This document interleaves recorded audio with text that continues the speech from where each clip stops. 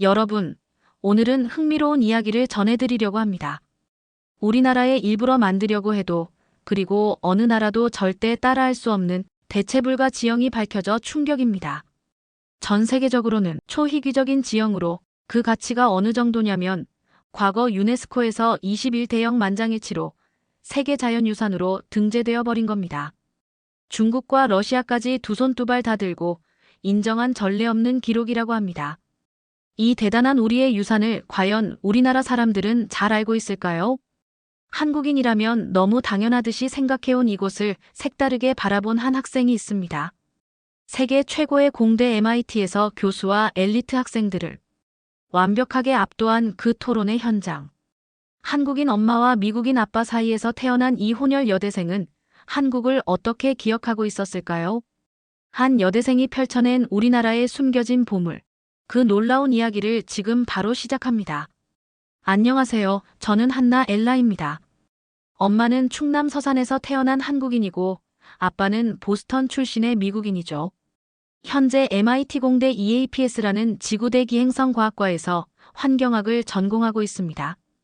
저는 지난 학기 수업에서 유네스코 자연유산을 주제로 한 프로젝트 발표 과제를 받았어요. 망설임 없이 한국 서해갯벌을 제 발표 주제로 선택했습니다. 여러분이 너무 당연하게 생각하는 그곳, 한국의 서해갯벌이 전 세계에서 얼마나 특별한 의미를 지닌 곳인지 아시나요? 사실 서해갯벌은 제게 단순한 학문적 호기심 이상의 의미가 있어요. 12살 때 여름방학 엄마의 고향인 서산을 방문했을 때의 기억이 아직도 생생하니까요. 한나야 일어나. 물때 맞춰가야 조개를 많이 캘 수 있어. 할머니의 주름진 손이 제 이마를 쓰다듬던 그 감촉, 갯벌로 향하던 가족의 설레는 발걸음, 갯벌에 처음 발을 디딜 때 쿡 하고 빠져들던 그 느낌까지. 모두 잊을 수 없는 추억이죠. 반짝이는 햇빛 아래 열심히 조개도 캐고 서로의 얼굴에 머드팩을 해준다며 깔깔거리며 웃고 장난치던 그 장면이 제게는 아직도 선명하게 기억됩니다. 이게 바로 서해의 맛이야. 직접 캔 조개를 할머니 댁 마당에서 구워 먹던 그날 저녁, 오랜만에 고향에 왔다고 입이 귀에 걸렸던 엄마의 행복한 얼굴, 별빛 아래 들려주시던 할아버지의 갯벌 이야기, 그리고 갯벌과 함께 맞춰 살아온 서산 사람들의 지혜. 이 갯벌은 우리에게 단순한 땅이 아니라 생명이자 역사란다. 그때는 몰랐습니다. 제 발밑에 묻혀있던 진흙이 사실은 세상에서 유일하게 존재하는 기적의 지형이라는 것을요. 그저 어린 소녀의 여름방학 추억으로만 간직했죠. 그렇게 저는 발표 주제를 선정하고 자료를 준비를 하며 이 갯벌의 진정한 가치와 추억을 다시 한번 확인했습니다. 내 뿌리를 찾는 여정이자 어릴 적 추억 속의 그곳이 학문적으로 얼마나 특별한 곳인지 확인했던 것이죠. 하지만 전혀 예상치 못했습니다. 제가 너무나도 당연하게 선택한 이 주제가 MIT의 강의실을 뒤흔들고 심지어 세계적인 지형학 권위자인 헤이든 교수님까지 인정하고 놀라게 할 일이 벌어질 줄은요. 발표 주제를 정한 날, 서로의 주제를 공유하는 첫 스터디 모임이 있었습니다. 스터디룸엔 저와 중국 유학생 웨이린, 그리고 미국인 학생 닉 스미스까지 3명이 모였어요. 도서관 스터디룸에 모여 각자 준비해온 주제를 공유하는 시간이었죠. 닉이 자신감 넘치는 목소리로 자신의 주제를 제안했습니다. 나는 일본 홋카이도의 시레토코 반도에 대해 발표할 거야. 원시적인 생태계가 보존된 곳으로 육지와 해양 생태계의 상호작용을 보여주는 독특한 사례지. 그는 항상 데이터와 효율성을 중시하는 스타일이었죠.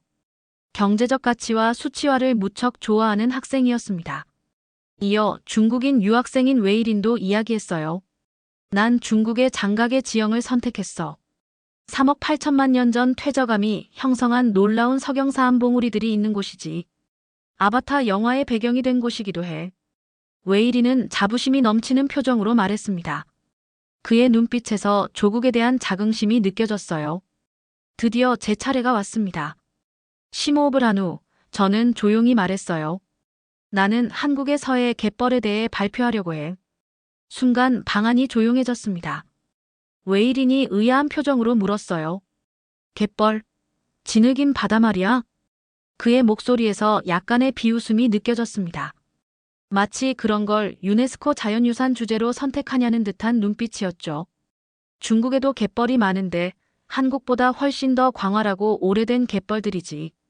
서해의 갯벌이 자연유산으로 등재가 된 건 확실해. 근데 거기가 어떤 이유로 특별한 지형이라고 생각하는 거야? 웨이린의 말이 가슴에 콕 박혔어요. 제 마음속에 서운함이 피어올랐지만 한편으로는 의문도 들었습니다. 내가 주제를 잘못 선정한 걸까? 어릴 적 느꼈던 그 특별함은 단순히 개인적으로 행복했던 추억 때문이었을까? 닉은 노트북을 들여다보며 무심하게 말했어요. 갯벌이면 그냥 조간대 지형 아닌가? 조수간만의 차로 생기는 일반적인 현상인데 특별할 게 뭐 있어? 근데 그걸 왜 주제로 선정했는지 궁금해지긴 한다. 그의 차가운 평가가 제 열정에 찬물을 끼얹는 것 같았습니다. 저도 모르게 손에 땀이 배어 나왔어요. 웨이린이 다시 말을 이었어요. 마치 중국의 갯벌이 더 위대하다고 입증하려는 모습에 저는 당황했습니다. 데이터로 비교해볼까?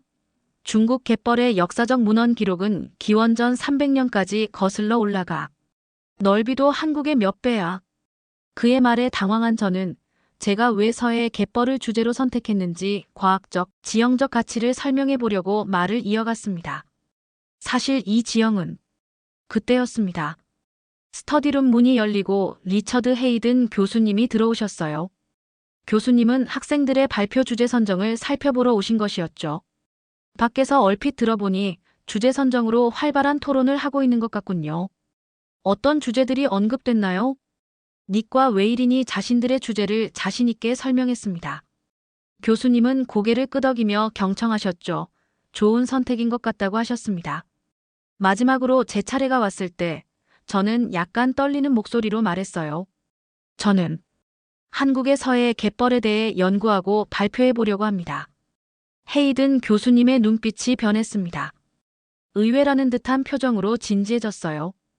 엘라, 흥미로운 선택이군요. 교수님의 말투에는 제가 전혀 예상치 못한 존중의 뉘앙스가 담겨 있었습니다. 웨이린과 닉도 놀란 표정으로 교수님을 쳐다봤어요. 수업 때 얘기했지만 자연유산의 가치는 단순히 크기나 오래된 정도로만 판단하지 않아요. 그 지형의 독특성, 지구과학적 가치, 생태학적 중요성. 이 모든 것을 종합적으로 봐야 합니다. 그런 면에서 서해 갯벌이 가지는 의미는 특별하긴 하죠. 교수님의 말씀에 자신감이 조금씩 되살아났어요. 교수님은 계속해서 말씀하셨습니다. 흥미로운 주제가 나온 것 같은데 왜 서해 갯벌을 선택했는지 더 자세히 설명해 보겠어요? 저는 깊은 숨을 들이쉰 후 어릴 적 추억부터 시작해 서해 갯벌에 대한 제 생각을 조심스럽게 풀어냈습니다. 말을 할수록 제 목소리에 힘이 실렸어요. 단순한 개인적 추억도 있지만 서해 갯벌은 지구의 중력과 달의 인력, 해안선 형태와 해저 지형이 만들어낸 완벽한 조화라고 생각합니다. 그 안에 담긴 과학적 가치를 이번 기회에 더 깊게 탐구하고 싶어요. 헤이든 교수님의 입가에 미소가 번졌습니다. 바로 그겁니다, 엘라. 중요한 포인트를 짚었어요. 교수님은 3명 모두를 둘러보며 말씀하셨어요. 자연유산의 진정한 가치는 종종 그 안에 숨겨져 있습니다. 겉으로 드러나는 화려함이나 크기가 아니라 그 형성 과정과 지구 환경과의 관계, 그리고 그것이 인류에게 주는 의미에서 찾아야죠. 웨이린의 얼굴이 약간 붉어졌고 닉은 무언가 생각에 잠긴 듯 했습니다. 교수님은 마지막으로 의미심장한 말씀을 남기셨어요. 여러분의 연구와 발표가 아주 기대됩니다. 특히 의외의 선택지인 서해 갯벌에 대한 발표가 매우 흥미로울 것 같군요. 왜냐하면 교수님은 잠시 주변을 둘러본 후 조용히 말씀하셨습니다. 서해 갯벌은 나뿐만 아니라 전 세계 지형학자들 사이에서도 특별한 연구 가치를 인정받는 곳이니까요. 아마 깊이 파고들수록 더 놀라운 사실들을 발견하게 될 겁니다. 교수님이 떠나신 후 방 안의 분위기가 완전히 바뀌었어요. 웨이리는 약간 당황한 표정이었고 닉은 갑자기 저에게 관심을 보이기 시작했습니다. 서해 갯벌이 정말 그렇게 특별해? 데이터가 있나? 엘라, 너는 이 갯벌에 가본 적 있어? 닉의 말에 저는 미소를 지었습니다. 그리고 결심했죠. 좋아. 내가 왜 서해 갯벌이 세계에서 가장 독특한 조간대 생태계라고 믿는지 자료들로 확실히 알려줘야지. 그날 밤 저는 도서관에 남아 늦게까지 자료를 찾았습니다. 서해 갯벌에 대한 과학적 연구 논문들, 유네스코코 등재 과정 자료, 생태학적 데이터베이스, 모든 것을 샅샅이 뒤졌어요. 그리고 발견했습니다. 제가 어릴 적 발로 밟았던 그 진흙이 지구상에서 얼마나 특별한 존재인지를. 대한민국의 서해 갯벌은 그냥 진흙바다가 아니었습니다. 그곳은 지구의 경이로운 비밀을 간직한 곳이었어요. 이제 저는 그 비밀을 더 많은 학생들에게 보여줄 준비가 되었습니다.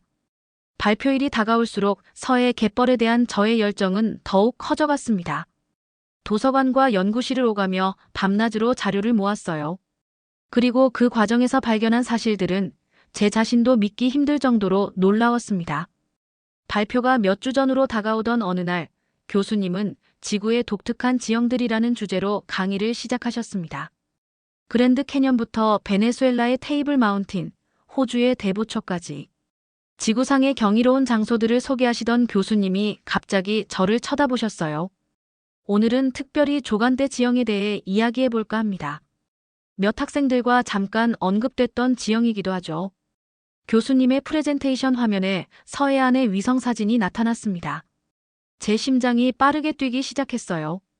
여러분, 지구와 달의 중력 상호작용은 모든 바다에 영향을 줍니다.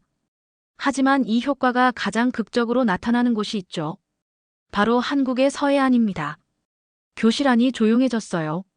모든 학생들의 시선이 교수님의 설명에 집중되었습니다. 서해 갯벌이 특별한 이유는 단순히 바닷물이 빠지고 들어오는 현상 때문이 아닙니다. 그것은 해저 지형과 독특한 형태의 해안선, 그리고 조석 공명 효과가 완벽하게 조화를 이루는 지구상 유일한 장소이기 때문이죠. 한국의 갯벌은 전 세계에서 가장 큰 생태계를 보유하고 있어요. 교수님의 말씀에 웨이린이 손을 들었습니다. 교수님, 중국에도 더 넓은 갯벌이 있는데요. 교수님은 고개를 끄덕이셨어요. 맞습니다. 중국에도 넓은 갯벌이 있죠. 그러나 자연유산의 가치는 단순한 크기가 아닙니다. 교수님은 지도를 가리키며 계속 설명하셨어요.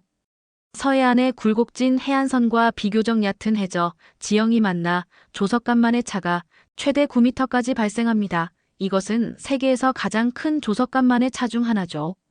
그날 수업이 끝난 후 저는 교수님께 질문하기 위해 다가갔습니다. 교수님은 미소를 지으며 저를 맞아주셨어요. 엘라, 발표 준비는 잘 돼가고 있나요? 네, 교수님. 하지만 더 깊이 알고 싶어요. 서해 갯벌이 정말 그렇게 과학적으로 특별한 가치가 있나요? 교수님은 잠시 생각에 잠기셨다가 책상 위에 있던 두꺼운 책을 꺼내셨습니다. 이것은 내가 유네스코 자문위원으로 활동할 때 작성했던 보고서의 일부인데 한번 읽어보고 참고해봐요. 집으로 돌아와 밤새도록 그 자료를 읽었습니다. 놀라운 사실들이 제 눈앞에 펼쳐졌어요. 서해 갯벌은 동아시아와 대양주의 철새 이동 경로인 EAFF의 핵심 지역이었고 생물 다양성은 중국 갯벌의 약 2배에 달했어요. 더욱 놀라운 것은 그 보존 가치였습니다. 중국의 갯벌이 간척 사업으로 40% 이상 파괴된 반면 한국은 상대적으로 원형을 잘 보존하고 있었죠. 객관적인 숫자들마저 저를 압도했습니다.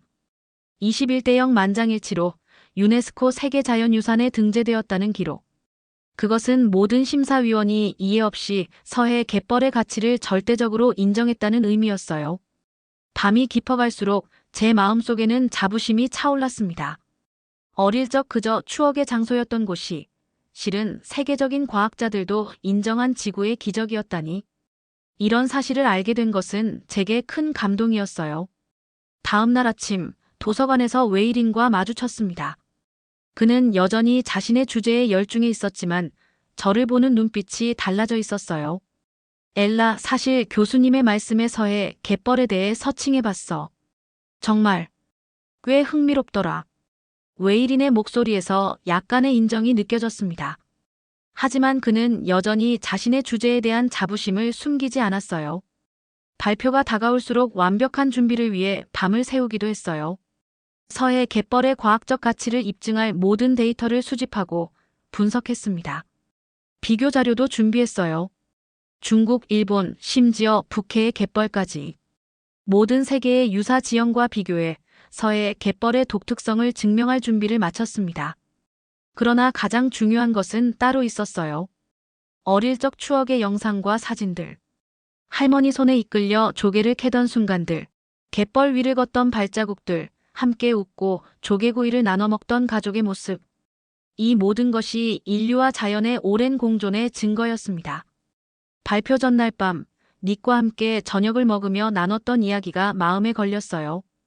과학은 결국 객관적인 데이터잖아. 팩트가 중요하지. 그의 말이 자꾸 저를 괴롭혔어요. 발표 내용에 어릴 적 추억을 넣는 게 맞는 것인지. 하지만 곧 확신이 들었어요. 서해 갯벌의 진정한 가치와 역사는 단순히 과학적 수치만으로는 설명할 수 없는 것이었습니다. 그것은 자연과 인간의 조화, 세대를 넘어 이어지는 생태 감수성, 그리고 공존의 지혜까지 더해지는 곳이기 때문에 더 빛날 수 있는 것이라고 생각했어요. 저는 마지막으로 프레젠테이션을 점검했습니다. 모든 데이터는 정확했고 분석은 철저했으며 영상과 사진은 감동적이었어요. 침대에 누워 천장을 바라보면서 다시 한번 생각을 정리했는데 그날따라 돌아가신 할머니, 할아버지가 참 그리워지는 밤이었습니다. 드디어 발표일이 밝았습니다. 강의실은 평소보다 더 많은 학생들로 가득 찼어요. 웨이린이 먼저 장가계에 대한 발표를 시작했습니다. 그의 프레젠테이션은 화려했어요. 하늘로 솟은 웅장한 봉우리들, 구름에 묻힌 신비로운 풍경, 심지어 영화 아바타의 배경이 된 장면들까지. 이런 경이로운 경관은 3억 8천만 년 동안의 지질학적 과정을 통해 형성되었습니다. 웨이린의 목소리에는 자신감과 자부심이 가득했어요. 학생들은 감탄사를 내뱉으며 발표에 열중했습니다. 장가계는 1992년에 유네스코 세계자연유산으로 등재되었으며 매년 수백만 명의 관광객이 방문하는 중국의 자랑입니다. 그는 마지막 슬라이드에서 저를 향해 도전적인 미소를 지었어요. 웨이린의 발표는 분명 훌륭했습니다. 하지만 저는 두렵지 않았어요. 제가 발견한 서해 갯벌의 진실이 있었으니까요. 다음은 닉의 차례였습니다. 그는 일본 홋카이도의 시레토코 반도에 대해 발표했어요. 그의 발표 스타일은 웨이린과 달리 매우 분석적이고 데이터 중심적이었습니다. 시레토코는 육지 생태계와 해양 생태계의 상호작용을 보여주는 독특한 사례입니다. 특히 연어가 바다에서 강으로 회귀하는 과정은 이 지역 생태계의 핵심적인 순환 고리를 형성합니다. 닉은 그래프와 차트를 활용해 시레토코의 생물 다양성과 생태학적 가치를 명확하게 보여주었어요. 그의 마지막 슬라이드에는 시레토코가 일본의 온천 문화와 연결되는 부분도 있었습니다.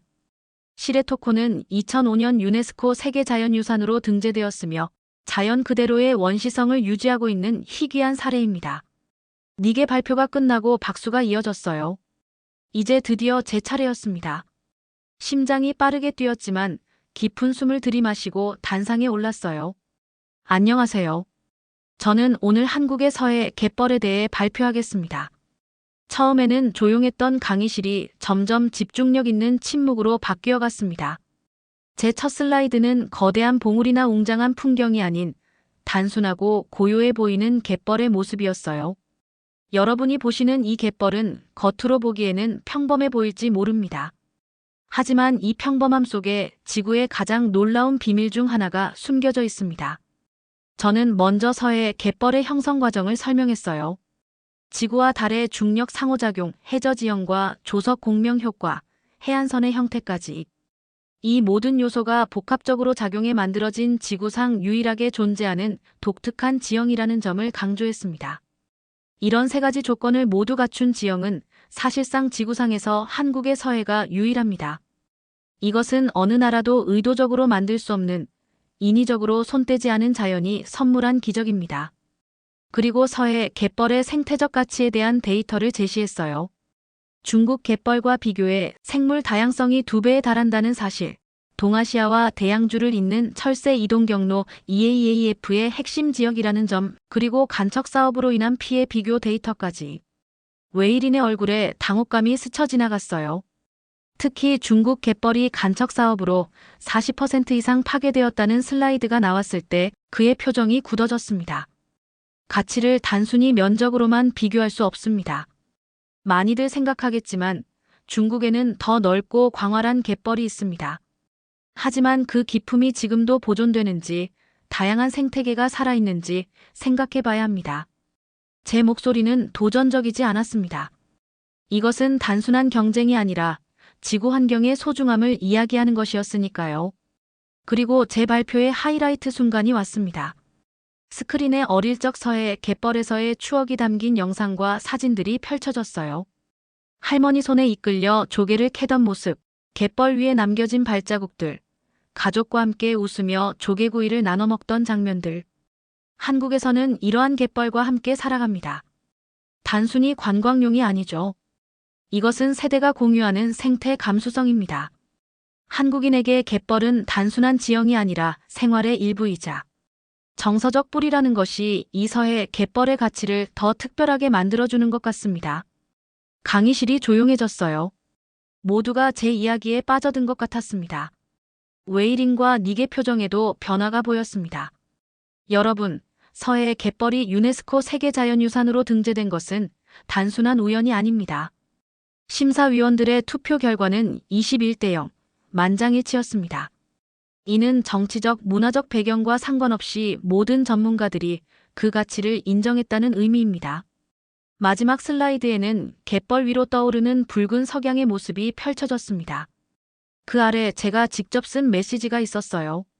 지구가 수억 년에 걸쳐 만든 예술 작품, 서해 갯벌. 화려하지 않은 아름다움이 때로는 가장 위대합니다. 발표를 마치고 자리로 돌아가는 순간 강의실 전체에서 큰 박수 소리가 터져 나왔어요. 헤이든 교수님의 눈빛에는 만족감이 가득했습니다.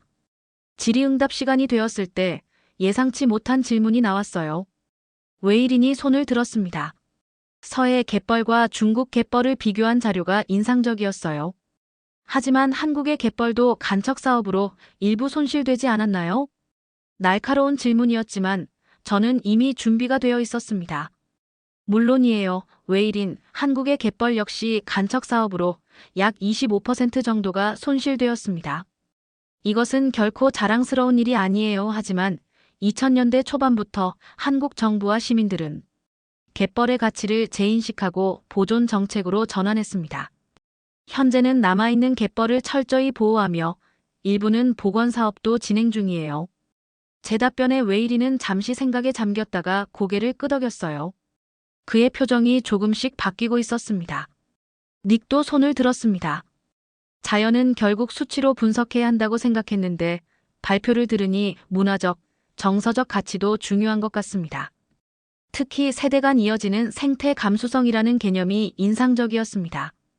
이런 반응은 제가 전혀 예상하지 못했던 것이었어요. 닉의 말에 제 마음이 따뜻해졌습니다. 헤이든 교수님이 마지막으로 말씀하셨어요. 자연유산의 가치는 때로 눈에 보이는 웅장함이나 아름다움만이 아니라 그것이 지구 생태계에서 차지하는 역할과 인류와의 관계에서 찾아야 합니다. 교수님은 모든 학생들을 둘러보시며 계속 말씀하셨습니다. 서해 갯벌은 자연이 스스로 만든 유일한 조화입니다. 인간이 흉내낼 수 없는 예술이죠. 이것이 바로 유네스코가 만장일치로 세계자연유산을 지정한 진정한 이유입니다. 발표가 끝난 후 여러 학생들이 다가와 더 많은 질문을 했어요. 특히 서해 갯벌의 생태계와 보존 가치에 대한 관심이 뜨거웠습니다. 그 순간 저는 깨달았어요.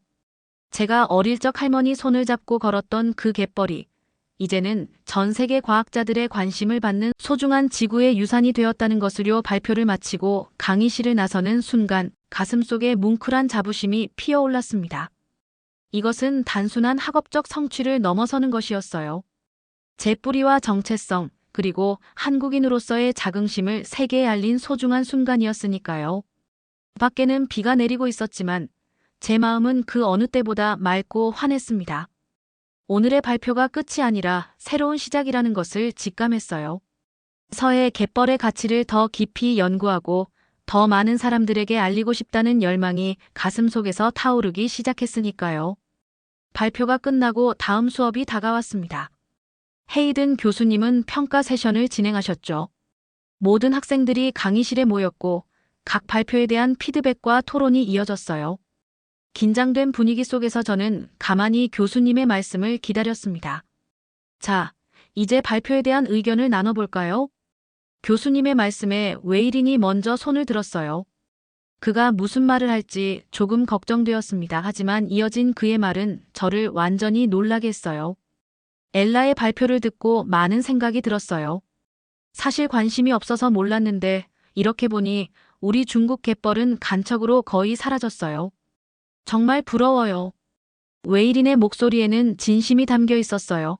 그는 조금 슬픈 표정으로 계속 말했습니다. 우리는 개발이라는 이름으로 너무 많은 것을 잃었네요. 중국의 갯벌도 한때는 엄청난 생태적 가치를 지녔을 텐데 이제는 그 모습을 찾아보기 힘들어요. 강의실 안이 조용해졌습니다. 웨이린의 솔직한 인정은 모두에게 깊은 인상을 남긴 것 같았어요. 그 다음으로 닉이 손을 들었습니다. 한국 서해 갯벌이 이런 기능과 가치를 지녔다니 정말 놀라웠어요. 제가 조사한 일본의 시레토쿠와는 또 다른 매력이 있어요. 자연을 수치로만 평가하려 했던 제 생각이 얼마나 제한적이었는지 깨달았습니다. 닉의 진솔한 고백에 제 가슴이 따뜻해졌어요. 그는 계속해서 말했습니다. 특히 인상적이었던 것은 이 위대한 자연에 깃든 세대를 넘어 이어지는 생태 감수성이에요.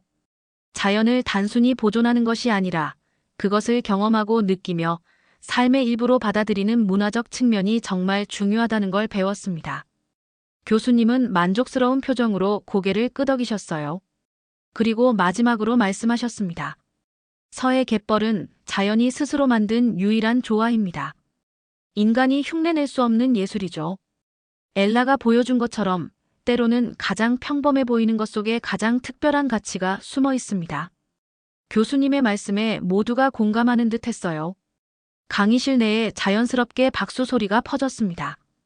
그 순간 제 가슴 속에는 뭉클한 자부심과 감동이 차올랐어요. 그로부터 몇 주 후 연구실 창문 너머로 보스턴의 가을 풍경이 펼쳐져 있었지만 제 마음은 이미 한국에 가 있었어요. 닉이 연구실 문을 두드렸습니다.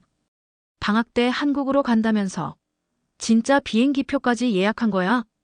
저는 미소를 지으며 고개를 끄덕였어요. 응, 연구 겸 여행으로 다시 한번 한국에 가보고 싶어.